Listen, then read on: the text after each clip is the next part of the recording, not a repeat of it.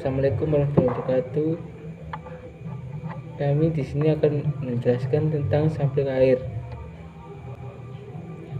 Sebelumnya perkenalkan, nama saya Muhammad Reza, ini absen 17, dan rekan saya Amanda Putra Agustin absen 4, dan yang ketiga Ferdianun Kusnia absen 11. Tujuan dari penelitian ini adalah untuk mendapatkan sampel air sungai yang akan dianalisis di laboratorium, sehingga sampel air tersebut dapat diketahui kualitasnya. Dasar teori: pencemaran air adalah masuknya zat, energi, atau benda lain ke dalam air sehingga kualitas air menjadi berkurang dan tidak dapat dipergunakan sesuai peruntukannya. Pengambilan sampel merupakan hal yang penting dalam uji kualitas air dan harus mewakili keadaan air di lokasi pengambilan sampel, karena akan berpengaruh hasil analisis di laboratorium. Keberhasilan metode pengambilan sampel tergantung dari yang pertama, peralatan, teknik pengambilan, pelaksanaan, dan penanganan. Yang keempat, penyempurnaan analisis laboratorium. Alat-alat yang digunakan dalam sampling air adalah: yang pertama, alat pelindung diri, 2 botol kaca, 3 tali rafia, 4 penggaris, 5 ranting, 6 termometer, 7 stopwatch, 8 pH digital, 9 pipet tetes. Bahan-bahan yang digunakan dalam sampling air adalah: yang pertama, sampel air sungai, larutan HNO3, dan tisu. Selanjutnya akan dijelaskan oleh Ferdianun Kusnia. Selanjutnya saya akan menjelaskan skema yang pertama, yaitu pengambilan sampling air. Tali rafia kita bentuk menjadi persegi 4 dengan panjang yang sama, yaitu 1 meter.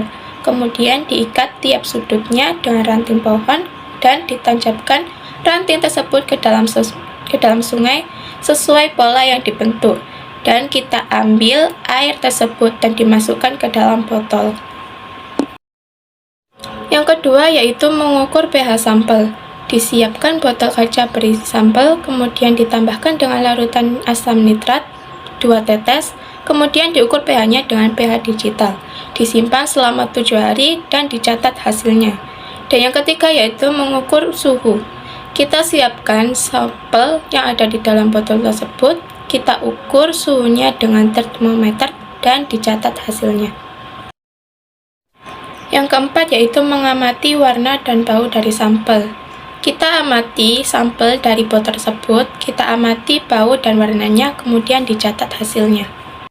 Dan yang kelima yaitu kita mengukur tingkat kekeruhan. Ditancapkan tongkat ke dalam sungai sampai dasar atas sungai. Kemudian diukur batas tersebut dengan penggaris atau dengan meteran dan dicatat hasilnya. Baik, saya akan melanjutkan pembahasan dari teman saya sebelumnya, yaitu saya akan membahas tentang data pengamatan atau hasil pengamatan dari praktikum atau percobaan yang telah kita lakukan. Yang pertama yaitu pengambilan sampel. Pengambilan sampel air ini dilakukan di sungai depan SMK Negeri 1 Pasuruan. Kemudian di sungai itu kita membuat peta. Peta itu berukuran 1,1 meter dan berbentuk persegi, jadi itu sebagai area tempat kita pengambilan sampel air. Dan kita mengambilnya itu di dekat dengan saluran pembuangan atau seperti ada selokan berbentuk bulat gitu, dan kita mengambil di area dekat situ. Kemudian air kita masukkan ke dalam botol atau tempatnya itu botol kaca dari bekas produk UC 1000. Kemudian pH-nya, kita mengukur pH-nya dengan pH meter, dan angka yang ditunjukkan pada pH meter yaitu 8,2. Jadi pH-nya menunjukkan bahwa air tersebut adalah atau bersifat basa. Kemudian kita menambahkan HNO3 atau asam nitrat dan pH-nya turun. Kita menambahkannya sekitar 2 tetes. Kemudian yaitu suhunya. kita mengukur suhunya dan menunjukkan angka 29 derajat Celcius. Selanjutnya yaitu warna. Dapat kita lihat jika warnanya adalah keruh coklat, tapi tingkatannya itu tidak paling keruh atau terkeruh. Jadi itu coklatnya itu coklat muda, masih ada bening-beningnya gitu, tetapi tidak jernih, keruh. Kemudian jika dicium, baunya itu menunjukkan bau yang amis dan ada rasa-rasa bau seperti bau kot.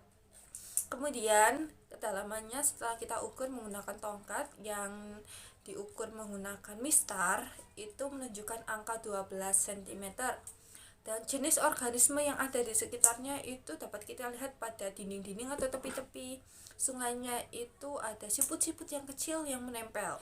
Jadi kesimpulan yang dapat kita peroleh dari praktikum kali ini atau persiapan kali ini yaitu pH-nya menunjukkan angka yang cukup basah, kemudian suhunya 29 derajat Celcius, dan dapat dikatakan jika air ini tercemar. Dan dapat kita lihat jika sebelumnya saya bilang jika lokasi pengambilannya itu berada di dekat selokan, dan selokannya itu terdapat beberapa sampah seperti bungkus deterjen, bisa dikatakan itu sebagai faktor yang menyebabkan ini tercemar, karena limbah domestik seperti sisa-sisa deterjen itu dapat menyebabkan pencemaran air. Sekian presentasi dari kelompok kami. Mohon maaf apabila ada kesalahan. Assalamualaikum warahmatullahi wabarakatuh.